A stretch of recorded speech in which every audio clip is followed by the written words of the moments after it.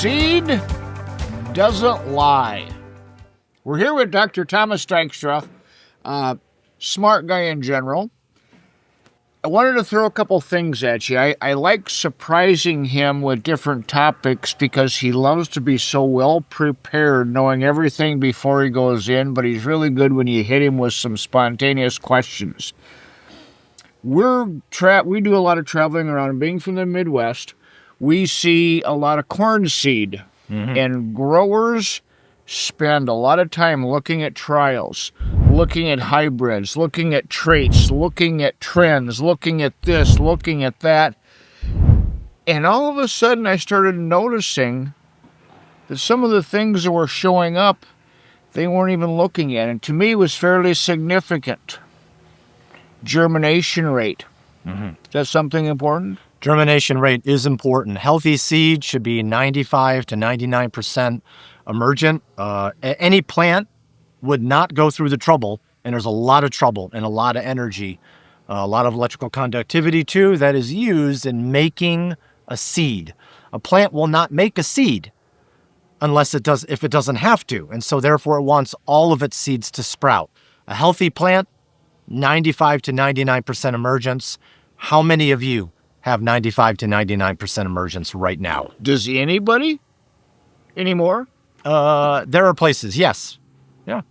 It's the minimum. Yeah, but you can get 95. The minority. It is clearly the minority. Clearly the minority. Sometimes I have heard it's as bad as 40%.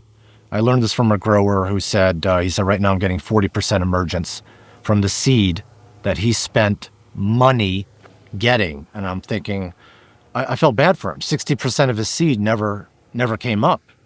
And I could tell you with almost absolute certainty that the 40% that did come up was unhealthy.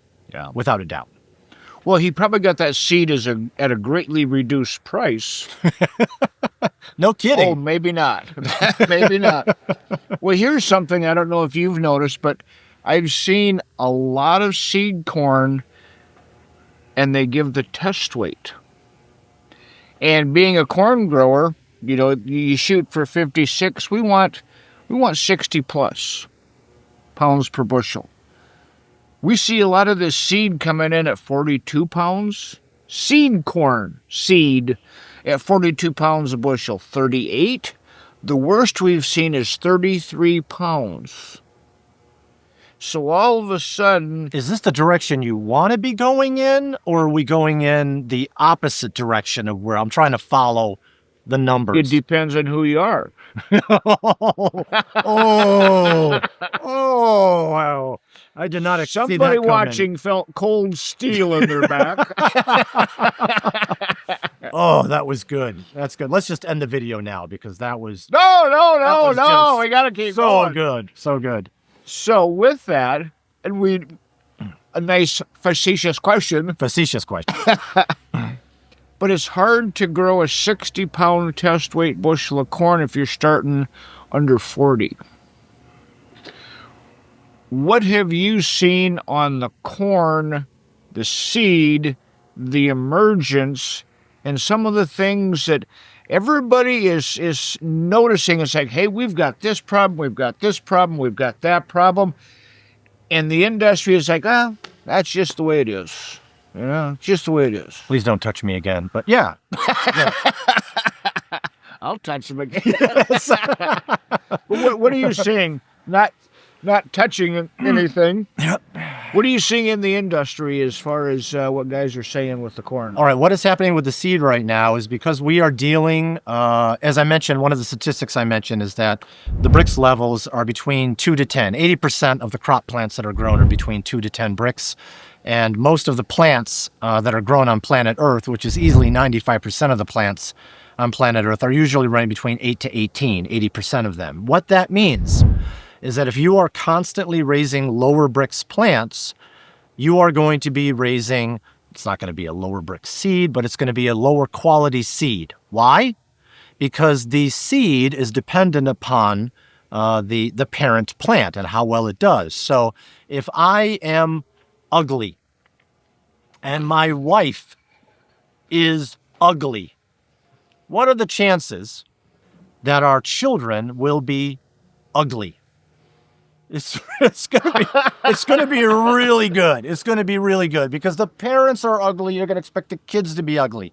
I understand genetics and I understand how things move. And some of you are saying, "Hey, you could have a mutant child," and you are exactly right. I could have a mutant child that's actually attractive. That actually could happen. Take that now to the plant. If you have an unhealthy, low Brix plant, Ugly? ugly, what kind of You started this. I know my wife never watches these videos, which is why I'm mentioning it right now. Otherwise, I'd be on the couch for a week. So what you've got right now is you've got unhealthy seed necessarily coming out of an unhealthy plant, meaning you have a lower test weight. They're not able to shove as much nutrients into the seed. A big, healthy seed looks healthier when it's big and healthy and it has the right color, and it should, because that's what we are used to in the past. Now our seeds are becoming a little bit smaller, a little bit more shriveled, less nutrition in them, and therefore they are going to be giving birth to lower Brix plants that we will be asked in order to health up. And so therefore, we're kind of saying like, okay, it would be a little bit easier if we could, if we're not asking too much, to start out with some slightly healthier seeds to make things a little bit easier upon individuals like us in order to health it up, because it's easier to make a plant healthy when it's working with you rather than fighting you. And these low quality seeds are being sold often for top dollar, when in fact they should be sold for less. And I have told seed growers before, if you are raising good crops and it's a high Brix plant that's producing the seed, in some cases, I'll pay you twice what you're asking, because that'd be worth it. And I'd be willing to pay that if I were a farmer, because I know I'm going to have such healthy plants that this is now going to lower my input costs and I'm going to be more profitable when I do something like this. So that's what I'm seeing right now in the seed industry. The seed industry is willingly allowing the quality of their seed to go down. Oftentimes they are putting down their emergence rates, often on the seed containers, the 50-pound bags. And you will see that they're not doing as well as they should. We should be dealing with 95 to 99. Instead, sometimes we're dealing with in the 90s. Low 90s doesn't sound that bad, but it is. That means that you had a plant that wasn't healthy enough to give you a 95 to 99% emergence rate. So if you're dealing with 92, 91, 90% emergence rates, you might think, well, that's good enough. But that means 10% of your seeds are not even going to emerge. Are you going to pay for those 10% seeds? Of course you are. Question. I know you're an entomology doctor, but I'm going to drag you into plant physiology. A seed, corn seed, dry, no moisture. If you weighed it, and to see how much it weighed, and then you dissected it and did a chemical analysis, are there potentially, possibly 3 elements that would make up a major portion of that seed? There would be.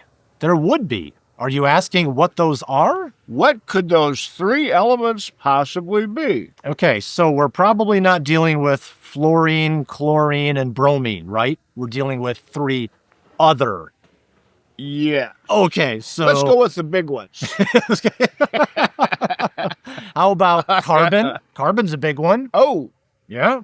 so what part of that seed, if it were healthy and it had a healthy test weight, what percent of that seed? Would it be in the mid to upper 40s? It would be in the mid to upper 40s. Yeah, there is a little bit of a range, but generally it doesn't range that far.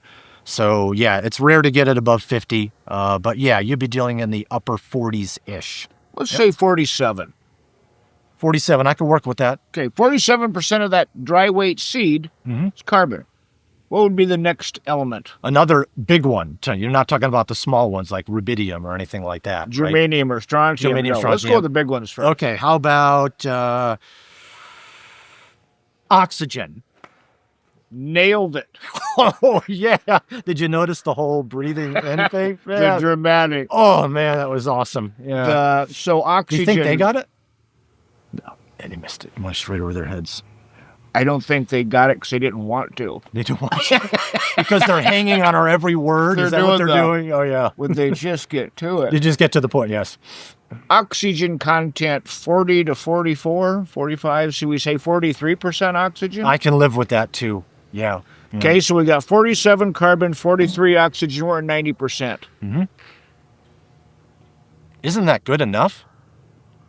We don't need to worry about the other 10%, do we? Okay, so if the seed test weight is light, and a grower says, I wonder why it's light, why the test weight isn't there, we would have a 90% chance of being right, say, well, you have a deficiency of carbon and oxygen in that seed. Yeah, you would be 90% correct. Those would be the correct odds. Yeah. And the last element that makes up a majority of the seed is hydrogen. It is. It is. Roughly 3, 4, 5%. That works, but there's a lot of them in there. It's a very light element, so Yeah. there's a lot of them. Yeah. So we're, let's just say 94% of carbon, oxygen, and hydrogen, which goes back to the elements that make up sugar, which is the end result of photosynthesis, Yes. which is what's measured by you by Brix. Is there kind of a cycle here? You seem to be creating a circular cycle, one that kind of helps. Everything comes back to something. It comes back and it kind of helps. At least that's what I'm kind of reading right now as you're being incredibly vague. So what if you put some sugar Yeah. on the seed at planting in a liquid form? In a liquid form, what will happen?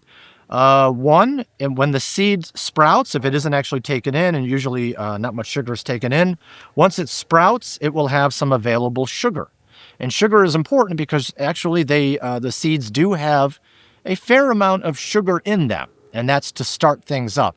For those of you who are not aware, I don't know where you all stand with high school biology, but the first two leaves that come up, the cotyledonous leaves, totally dependent upon the seed. So therefore, you've got to have enough sugar because it's not pulling the stuff from the soil. You've got to have enough sugar, nutrients, micronutrients, energy in order to make those first two leaves. And so sugar is part of it. If it's low, you can help it out. Is that on any plant, 2 leaves, the cotyledons? Well, yes, of the ones of interest, yes. Okay. Yep. So germination isn't just getting a root to start, getting a stem to start. A stem and the first 2 leaves are all done without the roots. Once you get the next 2 leaves, which is usually 3 and 4, that's when you know you've got roots that are pulling things out of the soil. So if anything happens to that plant And the oh yeah, I know where you're going with this. within the first 2 leaves, Oh yeah, totally dependent upon the seed.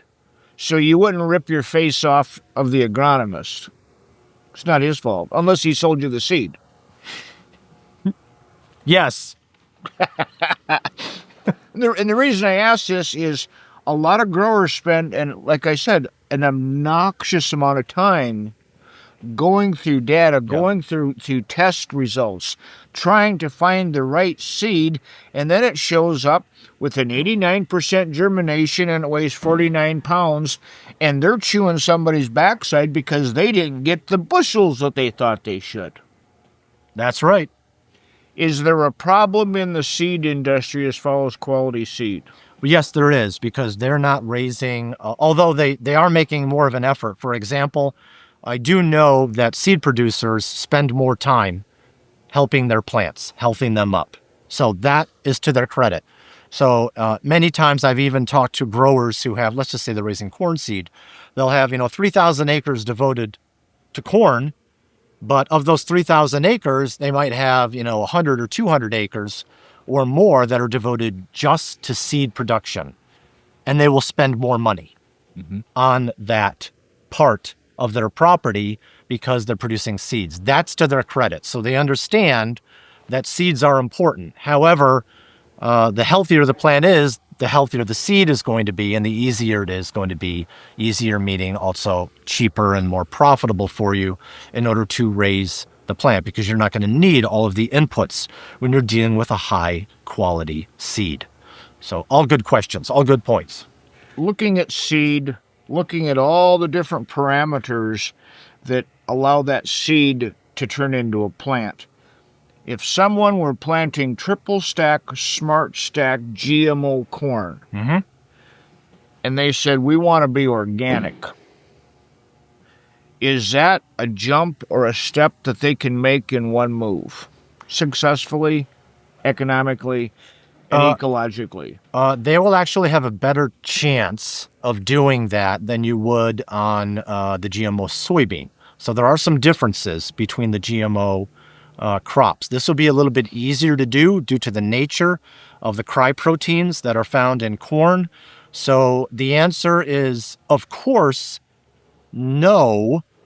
But in other cases, you're going to have an easier time of seeing an improvement after 1 year than you would after. And the reason why, in part, is because of the massive chemical toxicity that's going to be in the soil. So if you have been spraying glyphosate 3 times a season, possibly or even more, the soil is going to be a little bit more compromised and it's going to be a little more difficult. Whereas sometimes you don't see that so much with the corn and the cryproteins. They've got different inputs that they are using that can potentially make it a little bit easier to do in as little as 1 year. But generally speaking, the 2 to 3 years is always more comfortable to work with when you're working through the system and trying to clean things up, such as cleaning up toxic soil. Yeah. When looking at seed corn, does size matter? Seed corn, Tom, seed corn. Does size matter? Sorry, he lost me for a second and I went off on a tangent, but I'm back right now. Size does matter, yes, because that means you are going to have, generally speaking, you're going to have more nutrients in it. Okay. Yeah. So what if there's more seeds in the bag? Then there's smaller seeds. Whoa. Is that a premium? Wow. Should it be a premium? You're getting more seed You're getting more in seed, the same size bag. but less emergence and crappier plants. Okay. What kind of a deal is that? Tell you what, you can spend money on whatever it is you want to spend money on. I wouldn't suggest it. I would not suggest going that route. More seeds of lower quality isn't necessarily a good thing. Because that will create problems for you that will cause you to increase your inputs, which could cause your family financial difficulties. So when growers are shopping for seed, number one thing to look at would be germination. Germination is good. It's usually right there on the bag sometimes. Another thing would be test weight. Test weight. Yep. The third thing, anything? I mean, sometimes they're not visible. Sometimes the seeds aren't visible. But if you can break it open, for some of the old-time farmers who've been around for a while, I know some of you can tell what a good seed is. If you are able to do so, cut open the bag. Ask them to cut open the bag. But you can visually take a look at them too. Mm-hmm. And there are some, the size and the color that is associated with seeds. And when you see those changes occurring, or at least the changes going back to what you remember, maybe when you were a little tyke, then you can use a visual analysis, but that's not going to work with everybody. Yeah. So looking at seed, please check the test weight. Please check the germination. We hope this has been helpful on the selection of seed. And for Tom Dykstra and myself, we thank you for watching. Thank you.